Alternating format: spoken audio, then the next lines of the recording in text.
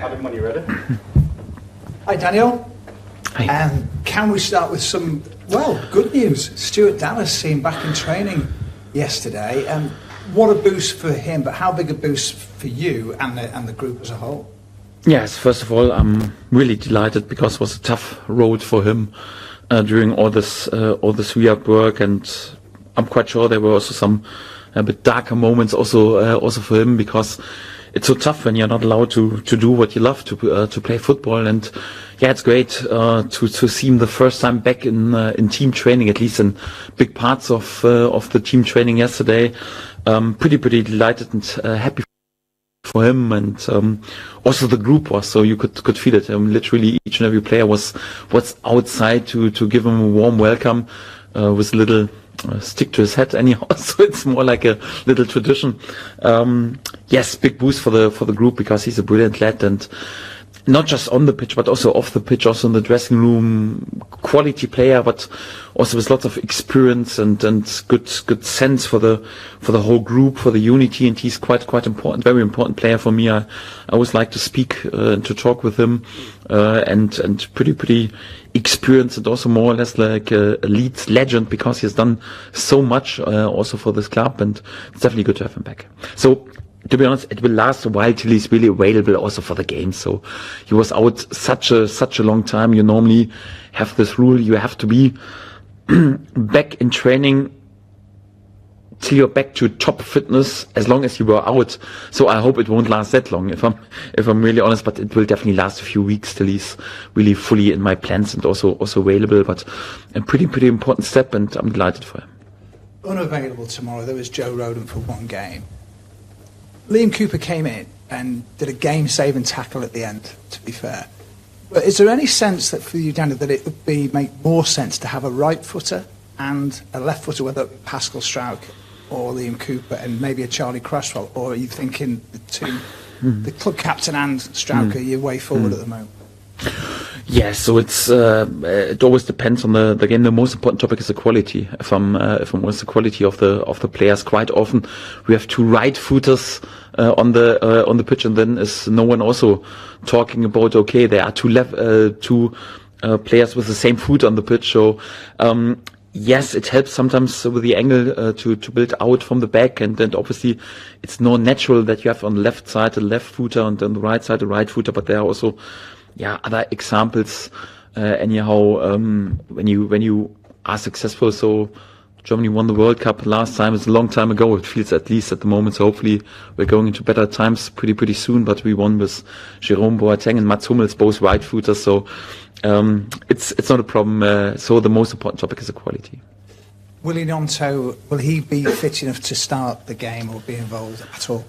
No, sadly bad news with him, because he has done his lateral ankle ligament.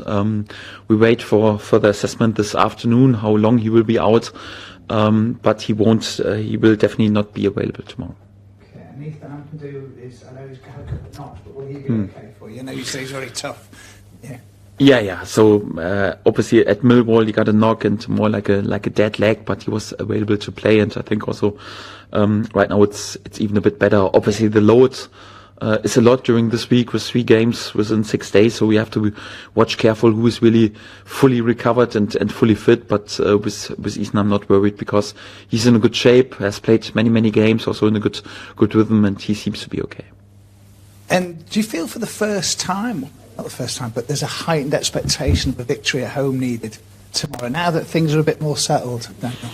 No, I felt it from the first home game, if I'm honest. So everyone wants us to win the games and the first home game. So each and every game there is pressure, and the biggest pressure from ourselves, because we want to be successful and want to add many points. We're on the good path at the moment. We have a good shape. We show good performances. Also, 8 points out of the last 4 games is really good, regarding that there were 3 unbelievable difficult away games included. So pretty happy at the moment, but I could do with a home win, definitely. Away from home, Watford have struggled. They haven't won in 11. Are you the sort of manager that uses those sort of statistics to sort of remind your players that, guys, this team's a bit shaky on the road? Do you do that or not? In the beginning of the season, sometimes it's also a bit coincidence. So I'm quite sure Elland Road will be a fortress during the whole season, and we will win also many games at home, but we haven't done so far. You could argue, we're struggling at home anyhow. No, I don't think so. We have also not lost at home. So, and also performance-wise, we're quite dominant. And Watford is traditionally always a really good counter-attacking side. They have always really good offensive players, talented players with pace, with quality on the wings in 1-against-1 duels. And I think normally it suits them also to play on the road, because they like to play also a bit out of a deeper position and to be there with good counterattacks, but they're also quite aggressive in their pressing. So I'm very respectful. It's definitely also one of the teams who will look to be the top 6 when next May comes. So I'm quite respectful. I know there's quality all over the pitch, experienced coach, and for that we have to be at our top level in order to be able to win some points. You know the coach really well. I believe you trained your badges together with Bella and Ishmael. So what you'll know his darkest secrets when it comes to his philosophy on football. What's he about? He has no dark secrets. So he's a great guy. I like him really much. So we've spent more or less during our education in Germany. It's quite a long time, 12 months.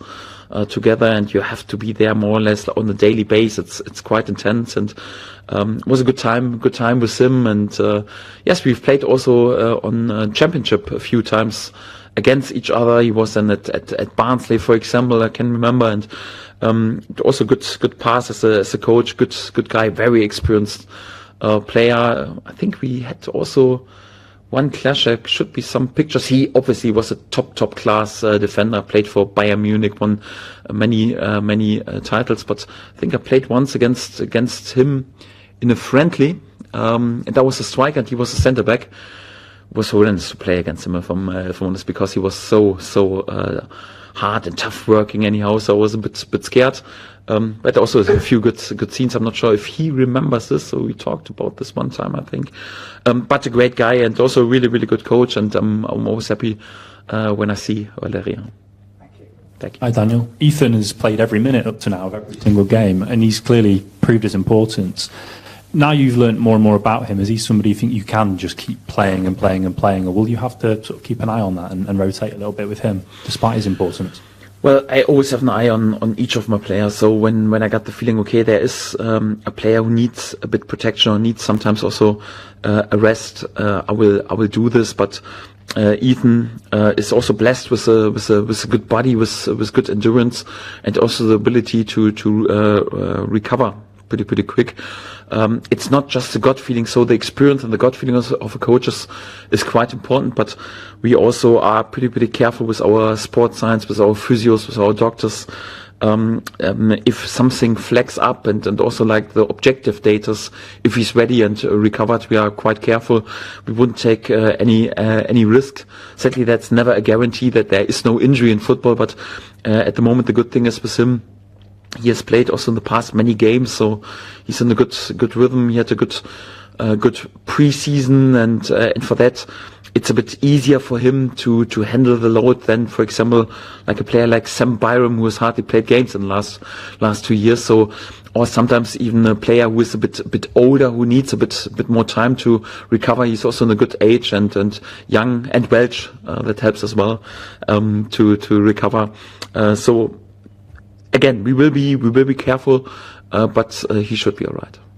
We saw Luke Ayling pick up a fairly amusing yellow card the other night with his perception of the dark arts as he went off, holding the ball, playing around a little bit. How important is that kind of character in the team? You've got a team of quite young players, but Luke has got immense experience, and he knows how to bend the rules at times, maybe to gain an advantage.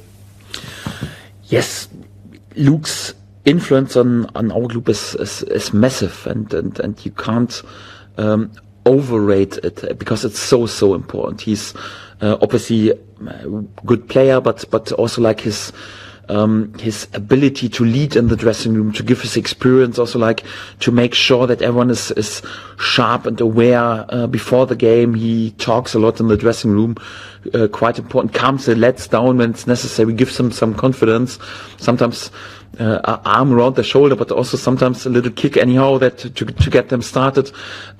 So he's unbelievable important for the for the group, and I'm pretty pleased that we have him, and we need this because we have many young players, and also we need experienced players with character who live really like professional each and every day, who make sure, although yes, was involved in so many battles, he's still on it for each and every game, even if it's a friendly, he's on fire anyhow. And I love this mentality because he brings this mentality into the dressing room.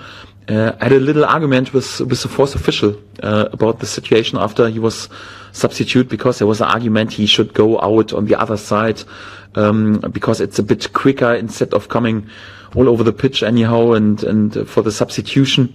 I told him, listen, if it lasts 10 seconds longer anyhow, come on, add 10 seconds of added time, but don't let him run around the whole stadium, gets lots of abuse from the opponent's supporters, and then he gets a yellow card because of this. Sorry, it makes no sense. Come on, don't risk this anyhow, let him go out. And he said, yeah, probably we made a mistake, so I totally agree. Yes, but we can't argue against this yellow card. We have to accept this. Yes, and also Luke, yeah, I love his emotions, and I think it's important that he sometimes also is not over the line. That's also quite important. But it's good to have him. Generally, managers will keep an eye on players that have gone out on loan and look at their development and how they're getting on with a view to them coming back in the future. We know the circumstances of this summer. Will you spend any time looking at players that are away on loan at the moment, or is all your attention on what's going on right here? Yes, of course, but the problem is we have so many players out on loan. I have not enough eyes from one. So if I would have both eyes on each and every loan player, I would have time to do my job here at this club. But obviously, yes, of course. So as we try to watch carefully what happens, have also members in our staff who look after them. I think in this topic we could even improve a bit. But also for me, it's quite important, my coaching staff, to watch many games. So there's not too much time to speak on a daily basis or on a weekly basis, because they also have their stuff to do, but obviously it's quite important, yes. Do you think that the way Sheffield Wednesday played, deep lines and compact defending, is going to be quite familiar this season at Elland Road? Do you think a lot of teams will come to Elland Road and play like that, and what do you do about it?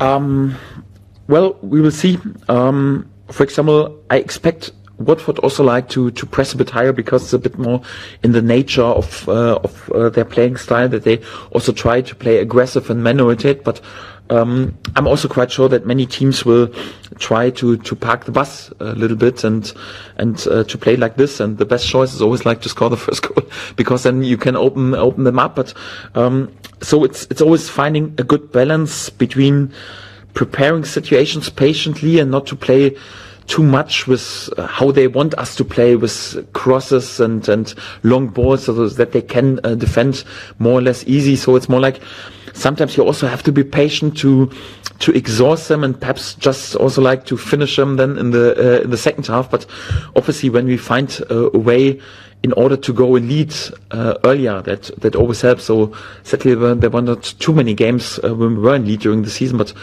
what we can do once we are in lead, that's what we've showed, for example, against Millwall, or also at times at Ipswich. Obviously it always helps, but everything is allowed, and you can't complain if they attempt to defend with more or less 11 players in their own box.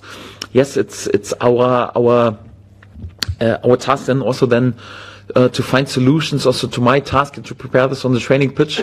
But it will never be easy. So it was 30 years ago one of the most difficult tasks in football. To open up with such a compact opponent will be the same in 30 years. So I have not a blueprint where we say, okay, we have to do this, and then everything is easy. The best solution is always like to score as soon as possible. How difficult is it to coach for that then? How difficult is it to run through training sessions that can really get a team nailed down to know how to go through a really low block? I think this differs, at least it's my attitude, that differs the top class teams from the good teams. Because once you have a look in the recent years in more or less each and every league, also abroad, who wins titles, yes, there is sometimes an exception, but normally it's always also a team who is able to open up also pretty compact opponents and find ways to do this. But this is most complex way also to work on it. And this was why I love to work that much exactly on this topic with my lads, because it's relatively easy and trivial to work on to be compact. Yeah, it's more like to be there with perfect distances between the lines and also all over the pitch to be compact. It's more or less easy, but to find solutions against this, to find this gaps and the creativity and the space, also like to open them up, to make them lose their compactness. This is much more complicated, but this also, I think, what makes then the difference between the top class teams and the good teams. Yes, and obviously we want also to be a top class team in this division, and for that we work a lot on this topic. Yes. Just last question about Bamford, if I can. Is he virtually fully fit now, and how much of a difference does it make to have another number 9 to turn to if you need to? No, not fully fit, because he was out for 8 weeks and is just back in team training since more or less 6 days. So we will still be careful with him. So I think this week was also not the easiest week, because we trained more or less just with small groups, because we had to differ a bit between the players who had lots of load and also the players who were not that much involved on the pitch. So for that was also not the easiest week for him to come back into team training. I think the next week will be quite beneficial, because we have also time on the training pitch, and I expect him to be then to be back in the mix also then for next week. And obviously he needs then also a bit game time to be there in this best rhythm, but a fit and Patrick Bamford, who is there with rhythm, with confidence, is priceless. So he has proved this also during preseason. I think he had a pretty impressive games also during preseason and scored really good goals. And the most important topic for him is that he's fit, that he gains confidence through the training, also through the games, that he's in this rhythm, and then he can score many goals. He has proved this on this level. Thanks everyone. Good.